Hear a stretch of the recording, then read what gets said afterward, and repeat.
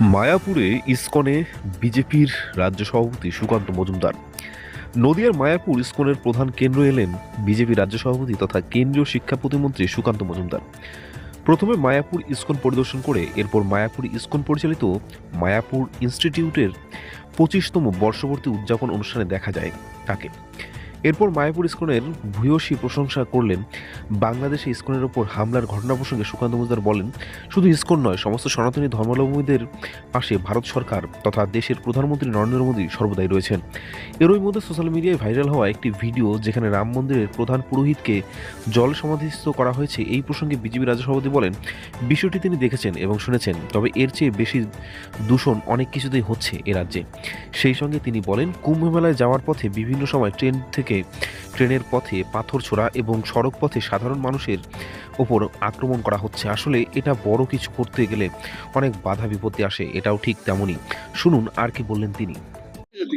দেখুন, শ্রী চৈতন্য মহাপ্রভুর এই পবিত্র জন্মস্থান এবং এই পবিত্র মাটি, সেখানে শ্রীল প্রভুপাদ তার উদ্যোগে এই মায়াপুর যে কেন্দ্র গড়ে উঠেছে এবং সেখানে এই যে মায়াপুর ইনস্টিটিউট, যারা সনাতন ধর্মের যে বৈদিক শাস্ত্রগুলো আছে, সেখানে সেই বৈদিক শাস্ত্রের শিক্ষা তারা বিগত 25 বছর ধরে নিরন্তরভাবে দিয়ে এসেছেন এবং প্রায় গোটা বিশ্বের 40টিরও বেশি দেশের 22,000 স্টুডেন্ট তারা এখান থেকে শিক্ষা নিয়ে, ভারতীয় শিক্ষা, সনাতন শিক্ষা নিয়ে পৃথিবীর বিভিন্ন প্রান্তে গেছে। এটা একটা বিরাট বড় অ্যাচিভমেন্ট এবং সেই জন্য সেই উপলক্ষে আমি এসেছি। আমি এই মায়াপুর ইনস্টিটিউটের সাথে সংযুক্ত প্রভুদের, ছাত্রদের, শিক্ষার্থীদের এবং যারা এই ভারতবর্ষের যে চিরন্তন শিক্ষা, যা মানুষকে ভালো করে বাঁচতে শেখায়, ঠিকমতো বাঁচতে শেখায়, সেই শিক্ষা গোটা বিশ্বে ছড়িয়ে দেওয়ার যে কাজ করেছেন, তার জন্য তাদের প্রত্যেককে সাধুবাদ জানাই এবং আমার আশা আগামী দিনে ইনস্টিটিউট আরো বড় একটা মহিরুহে পরিণত হবে। দেখুন, প্রভুর কাছে প্রার্থনা করলাম যে একসময় যে বাংলা, গোটা ভারতবর্ষের শ্রী চৈতন্য মহাপ্রভুর এই নবদ্বীপ, এখানে টোল ছিল, একের পর এক টোল ছিল নদিয়াতে, যেখানে গোটা ভারতবর্ষের বিভিন্ন জায়গা থেকে মানুষ শিখতে পড়তে আসতেন। এখন সেই বাংলা, নবদ্বীপ সব আস্তে আস্তে তার গরিমা হারিয়ে ফেলেছে বিগত বেশ কয়েক বছর ধরে।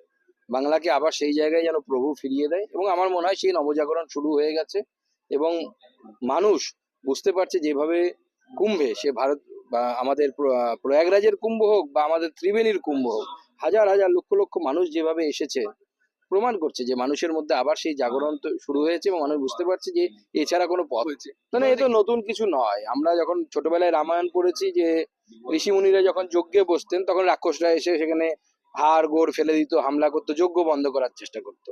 রাক্ষস তখনও ছিল, এখনো আছে। তো তখন রামচন্দ্র যে কাজ করেছিল, এখনো রামচন্দ্রের হয়ে আমাদের সেই কাজ করতে হবে, রাক্ষস মারতে হবে। ট্যাক্সমেট এন্ড জিএসটি সুবিধা কেন্দ্র এখন আপনার শহর দিনহাটায়। বিগত 7 বছর যাবত সুনামের সাথে কাজ করে আসছে ট্যাক্সমেট। আমাদের এখানে যে পরিষেবাগুলি পাচ্ছেন তা হলো GST registration, GST return, TDS ও TCS return, company registration, society school club registration ও বাৎসরিক return, ISO certification, trademark registration, import export licence, income tax return ও অডিট, ব্যাংক লোন প্রজেক্ট ও ব্যাংক লোনের জন্য CMA data, Udyam registration, professional tax সহ আরো বিভিন্ন ট্যাক্স এবং আপনার ব্যবসা সংক্রান্ত পরিষেবা। তাই যে কোনো কাজের জন্য শীঘ্রই যোগাযোগ করুন আমাদের সাথে। আমাদের ঠিকানা ট্যাক্সমেট দিনহাটা, আস্থা নার্সিং হোমের পাশে, জলের ট্যাঙ্কের বিপরীতে। যোগাযোগ নম্বর 8250435393।